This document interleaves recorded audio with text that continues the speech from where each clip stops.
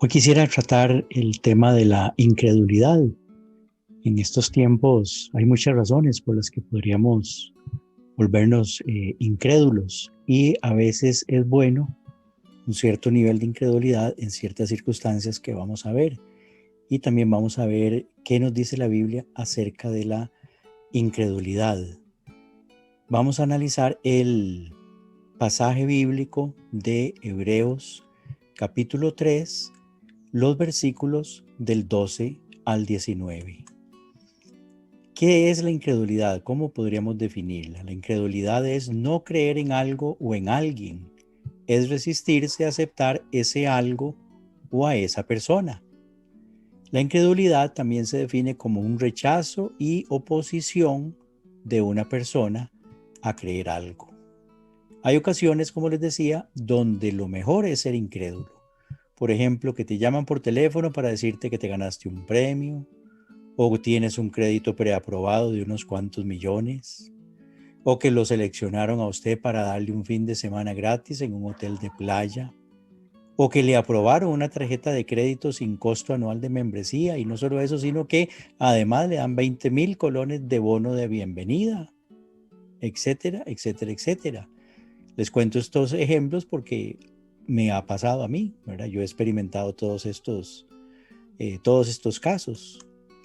Hay ocasiones también donde lo mejor es ser incrédulo ante las noticias falsas, tanta noticia falsa que circula hoy día en las redes sociales.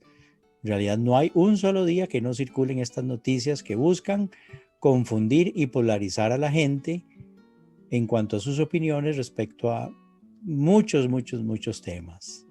La mayoría de las personas lo hacen, cristianos y no cristianos, y muchas veces hasta inocentemente. ¿Verdad? Alguien le mandaron un mensaje, fulanito de tal, y como se lo envió fulanito de tal, entonces no vamos a dudar de que eso no sea falso, ¿verdad? Pero en realidad tenemos que tomarnos el tiempo. Les hago la pregunta, ¿está usted seguro al 100% de que lo que publica o envía es total y absolutamente verdadero? Porque si no está 100% seguro, no lo reenvíe. Si usted quiere saber si una noticia es falsa o verdadera, tiene que investigar, tiene que buscar las fuentes de esa noticia, hacer preguntas, preguntarle a la persona que se lo envió, ¿eso es cierto? ¿Usted está seguro de que eso es cierto? ¿De dónde obtuvo usted esa información? No, es que a mí me la reenviaron. Y ahí está, ¿verdad?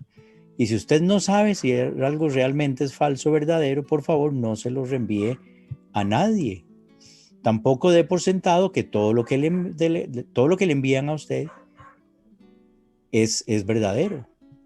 El aumento de tanta noticia falsa, desafortunadamente, es una excelente plataforma para que las personas se vuelvan cada vez más y más incrédulas. Y esta incredulidad también ha afectado mucho a la iglesia porque ante el aumento de tantas enseñanzas que no tienen sustento bíblico y que incluso podrían sonar muy poderosas, pero si no tienen capítulo y versículo en la Biblia, mis hermanos, son falsas. Los cristianos podemos identificar lo verdadero de lo falso. Tenemos las herramientas para saber si algo es realmente cierto o no. Primero, la palabra de Dios. Segundo, el Espíritu Santo. Tercero, la iglesia. Pero resulta que el cristiano es engañado cuando no usa lo que Dios le ha dado, ¿verdad? Que es la palabra de Dios, que es el Espíritu Santo, escuchar la voz del Espíritu Santo, para podernos enfrentar a esa lucha diaria, ¿verdad? Entonces, esto es un gran reto, ¿verdad? Porque es en la palabra de Dios donde vamos a encontrar principios para nuestra vida que ante las circunstancias que usted tenga que enfrentar, usted va a saber si eso es así o no es así. Si somos diligentes y diariamente escudriñamos las escrituras, aunque sea un ratito, le puedo asegurar que ese ratito va a ser suficiente para que usted ese día pueda enfrentar cualquier cosa que se le venga, sabiendo que usted antes ha invertido tiempo en la palabra de Dios y en oración. Y también creo que lo que leemos, lo que escudriñamos, nos va a ayudar. Vamos a enfrentar situaciones donde eso que leímos nos va a ayudar a tomar una decisión, a decir que no, a decir que sí. ¿Por qué? Porque en la mañanita tal vez o en el momento en que usted invirtió tiempo en la palabra, ahí estaba la respuesta y Dios nos la dio anticipadamente. Bien, veamos algunos ejemplos de la palabra acerca de la incredulidad. Marcos 6, los versículos 5 y 6. Y Jesús no pudo realizar allí ningún milagro, a no ser sanar a unos pocos enfermos y poner sobre ellos las manos. Y aunque se quedó asombrado de la incredulidad de ellos, siguió recorriendo las aldeas de alrededor para seguir enseñando. Qué tremendo, en su propio pueblo, ¿verdad? También tenemos en el caso de capítulo 20 de Juan, versículos 25, 26 y 27. Entonces los otros discípulos le dijeron, hemos visto al Señor, y él les dijo, estamos hablando aquí de Tomás, el dídimo, ¿verdad? El que dudó, y él les dijo, si yo no veo en sus manos la señal de los clavos, ni meto mi dedo en el lugar de los clavos, y mi mano en su costado, no creeré. Y el versículo 27 dice, ya estando Jesús, luego le dijo a Tomás, pon aquí tu dedo y mira mis manos, y acerca tu mano y métela en mi costado, y no seas incrédulo, sino creyente. Aquí es una exhortación muy directa de parte de Jesús mismo a uno de sus discípulos, a Tomás, ¿verdad? En el caso de Lucas 24, 25 al 27 también, el caso de Jesús con los discípulos que iban camino a Emaús, ya Jesús había resucitado. Entonces Jesús les dijo, qué necios son, ¿les cuesta tanto creer todo lo que los profetas escribieron en las Escrituras? ¿Acaso no profetizaron claramente que el Mesías tendría que sufrir todas esas cosas antes de entrar en su gloria? Entonces Jesús los guió por los escritos de Moisés y de todos los profetas, explicándoles lo que las Escrituras decían acerca de él mismo. Aquí tenemos estos casos, ¿verdad? Finalmente, Hebreos 11:6 dice que sin fe es imposible agradar a Dios, porque es necesario que el que se acerca a Dios crea que Él existe y que sabe recompensar a quienes lo buscan. Ese mismo versículo en la traducción lenguaje actual dice, porque a Dios no le gusta que no confiemos en Él.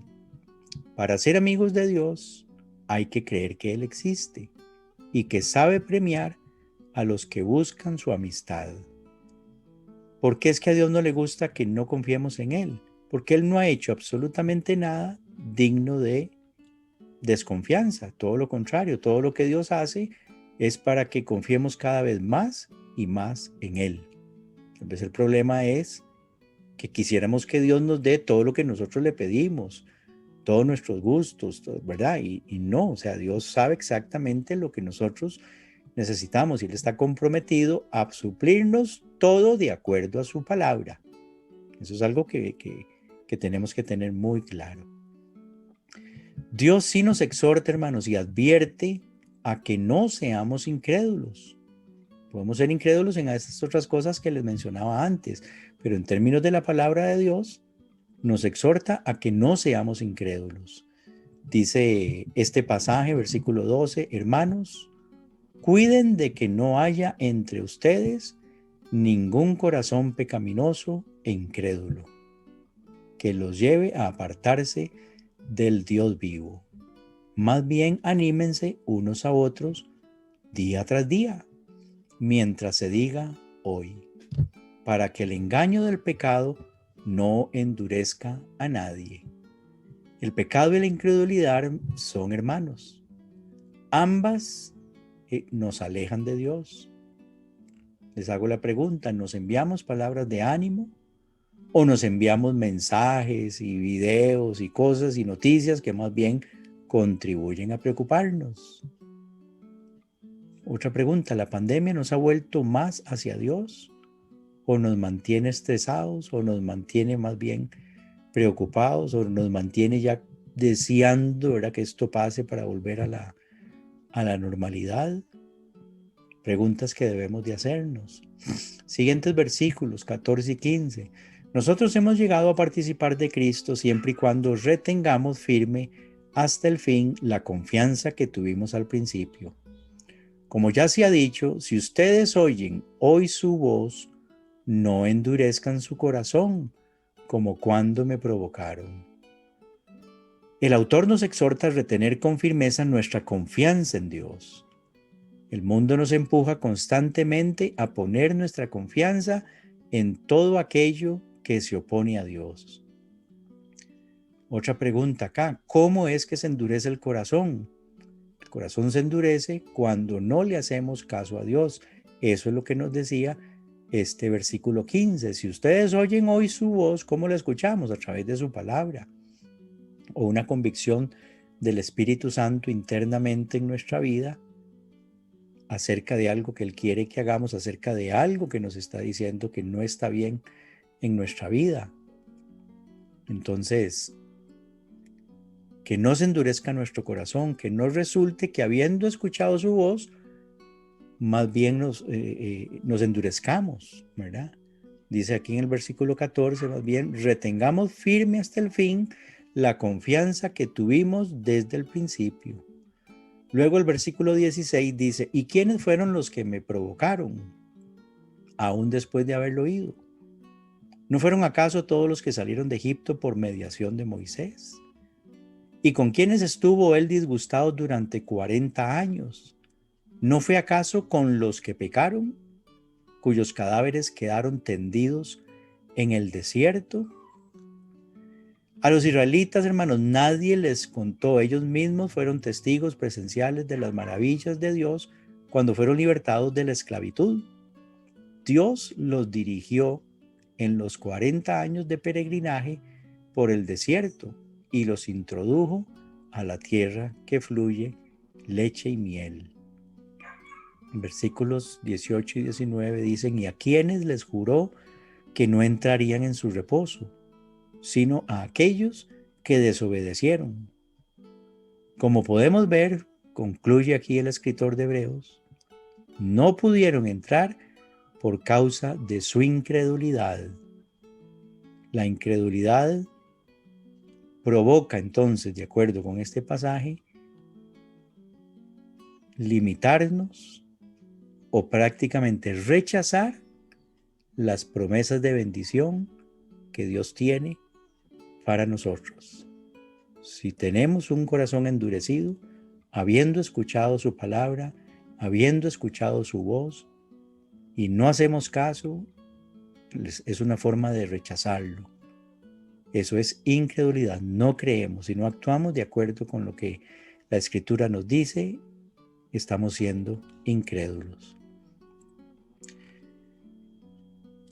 La incredulidad tuvo serias consecuencias para los israelitas. Los que no le creyeron no entraron en el reposo de Dios, que era la tierra prometida. Es lo mismo para nosotros hoy. Este pasaje nos enseña que es posible ver con nuestros propios ojos la obra de Dios y aún así ser incrédulo.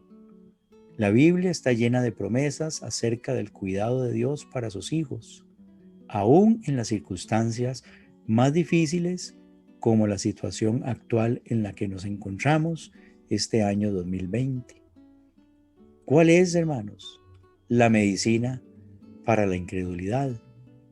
Yo diría que la medicina para combatir la incredulidad son las promesas de Dios y creer en las promesas de Dios, esperar en las promesas de Dios.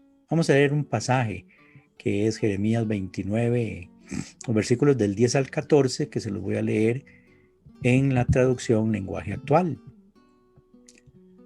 Los israelitas estaban cautivos en Babilonia, así es lo que dice el versículo 10. Ustedes van a vivir unos 70 años en Babilonia. Y cuando se cumpla ese tiempo, les prometo que los haré volver a Jerusalén. Mis planes para ustedes solamente yo los sé. Y no son para su mal, sino para su bien. Voy a darles un futuro lleno de bienestar. Cuando ustedes me pidan algo en oración, yo los escucharé. Cuando ustedes me busquen, me encontrarán, siempre y cuando me busquen de todo corazón. Amén. Estaré con ustedes y pondré fin a su condición de esclavos. Los reuniré de todas las naciones por donde los haya dispersado y los haré volver a Jerusalén. Les juro que así lo haré. Amén. La medicina entonces, mis hermanos, para la incredulidad son las promesas de Dios. Hay 8 aspectos que diría yo que podemos sacar de estos 5 versículos de Jeremías 29. El primero de ellos es que Dios promete que Él va a estar con nosotros en medio de las dificultades. El segundo es una promesa de restauración. El tercero es que Él sí sabe lo que es mejor para nosotros y Él lo hará. El cuarto es que sus planes para nosotros también incluyen las pruebas y las dificultades.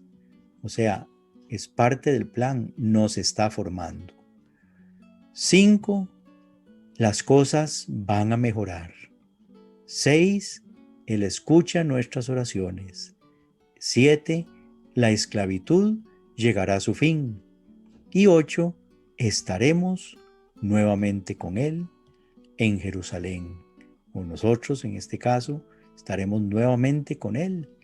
Él está preparando una morada, es lo que dice Juan capítulo 14, ¿verdad? Para que donde Él está, también nosotros lleguemos a estar con Él. Él anhela que estemos con Él. Entonces, mis hermanos, ¿qué es lo que nos dice hoy este pasaje? ¿Qué es lo que el Señor nos dice?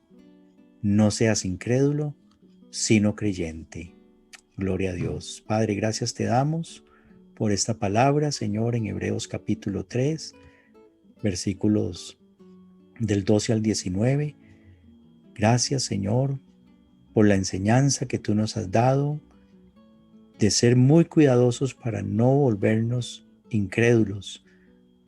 Ayúdanos, Señor, a siempre creer en las promesas que tú tienes en tu palabra y a esperar con perseverancia, a esperar con esperanza, Señor, a esperar con paciencia, a esperar con expectativa también, porque tú harás la obra que has prometido hacer. Gracias te damos en el nombre de Jesús. Amén. Que Dios los bendiga, mis hermanos. Amén.